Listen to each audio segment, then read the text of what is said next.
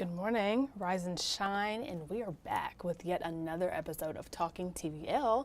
I'm your digital host, Breona Winn, and if you don't know what this is, I say it every morning. This is our pre-show to the lifestyle show called Tennessee Valley Living, which airs every weekday, Monday through Friday at 11 a.m.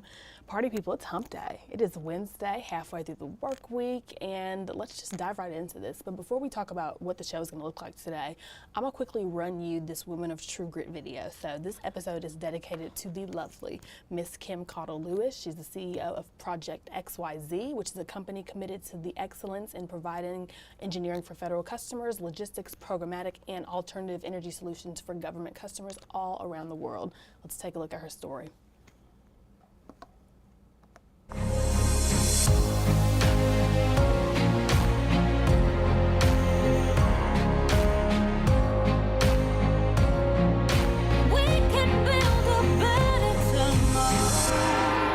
Hi, I'm Edie Hand. I'm founder of Women of True Grit. You know, I like to tell stories about women that have been through hard things and they turn them into beautiful situations. But today we're going to be talking with an outstanding community leader. Her name is Kim Lewis. She's also an entrepreneur. She's a wife and she's a mother. Take a listen to some of her tools to help make better tomorrows. I grew up in a little town called Triana, which sits right outside of Huntsville. I'm the youngest of 10 kids. I had a lot of people that were my mentors. It was mostly my grandma, because that's who raised me a lot of the times, because I stayed with her. And then it was actually my siblings too. Actually, it was one of those things where each one of them played a different part in my life. When I was growing up, my mom was a schizophrenic. And I think that as a young child, dealing with that and still trying to be a normal child through that process, it was hard. So it was up to us to take care of each other. So that's why now my siblings are my best friends. I mean, I wrote a book called The Power of 10, and it was one of those things, it was a tribute to my siblings. And I wanted to write a book to say how each one of them influenced my life as a leader. It wasn't one of those things where I had always planned to be a business owner or I wanted to be this, great person out here doing great things. It started out of necessity. I had went through a divorce, didn't have enough income to take care of me and my oldest daughter at the time. So it was just one of those things where I said, I've got to figure something out and figure out how to way to make ends meet.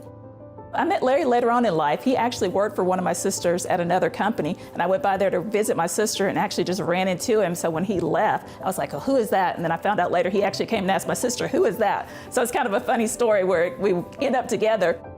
I actually started Project XYZ in 2002, and it was just me for a couple years, just doing consulting work, IT consulting, because that's where my background is. And later on, Larry came over and joined me, and we just started growing together. And Project XYZ started growing because we started doing more diverse things, because he had a background in government contracting. I had my IT background, so we just started using those skills together and started growing the company. And then we realized at that point we wanted to do some other things in the community and make a bigger impact. So the profits that we used from Project XYZ, we started doing different investments in the community. And that's how we ended up with BizTech, which is one of Huntsville's oldest incubators. We've got a manufacturing facility in the Shoals area. So not only are we in Huntsville, we're actually throughout all of North Alabama. We even have a TV station over in Athens, Alabama. So we're truly trying to make investments back in the community that are making a big difference, not just in our lives, but the lives of the people that are around us. I tell everybody I stepped out on faith.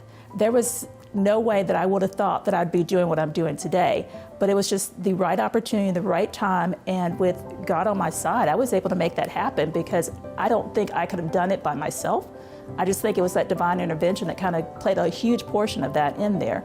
And I also think it's one of those things where I utilize people in the community. When I didn't know something, I actually went to some of my mentors and say, hey, I need to learn how, from the lawyers to the bankers to anybody. I found women that were in those fields that actually could help me, because being a woman, it's kind of hard sometimes to find the right people you can trust and people that are going to actually motivate you and give you the right information. So I just found good women in those areas, and they were true mentors and people that I could use to try to help me grow the business. I think the hardest thing for me was going through that divorce and trying to figure out me with a young child by myself. During that time, I moved from Huntsville to Atlanta for a little while, moved to Birmingham in a little while, because I think I had to find me first. And then once I figured out what I wanted to do and was passionate about, I was able to settle down, and then that's when I met my husband now, because it was that chance where I let all the past go and start concentrating on me. And I think that's where people have got to realize you've got to figure out what's going on in your life and have that figured out before you can bring somebody else into that picture. True grit really means that drive, that motivation, that energy to go for what you want. I mean, I think sometimes we limit ourselves as women thinking we can't do it. We have to be 100% of everything. And sometimes you can be all right at 75% and go at it full speed and still succeed. So I think sometimes we've got to let ourselves be at ease in trying something new, something different. And if it doesn't work, that's okay too. But don't give up. Don't let that stop you, because the next time that door will open and you'll be able to get in there. Hi, I'm Kim Caudill-Lewis, and I'm a woman of true grit.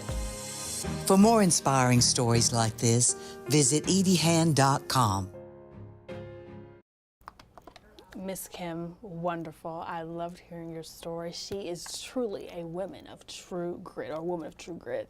All right, well, let's dive into what today's going to look like. So, well, on the show anyways, I think we are very spoiled in the culinary department here in the Rocket City. Okay, if you have not heard, there's a new restaurant coming to town. In fact, it is coming this summer. It's called 111. It's opening up, like I said, this summer, located literally at 111 Washington Street, hence the name.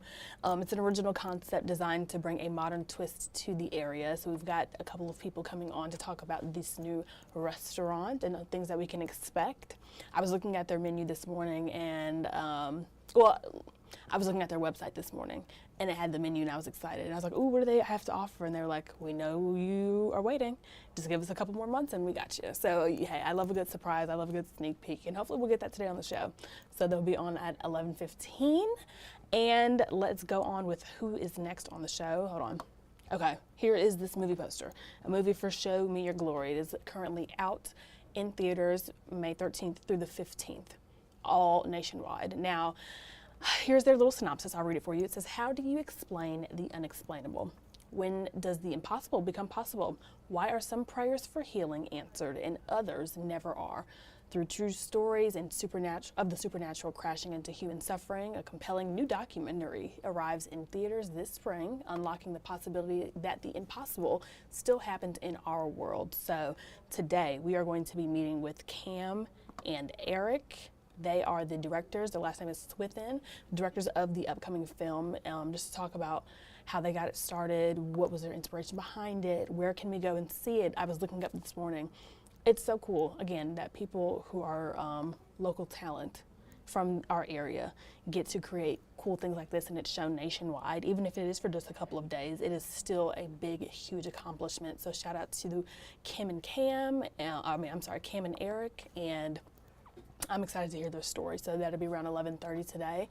And then we'll round out the show with Rock the Block Party. So listen, summer break is starting, and a lot of students are going to need a couple of things to do. And I personally feel like this Rock the Block situation is the best way to kick off your students or your child's summer vacation. So it's happening May 16th, which is this Friday in downtown Decatur.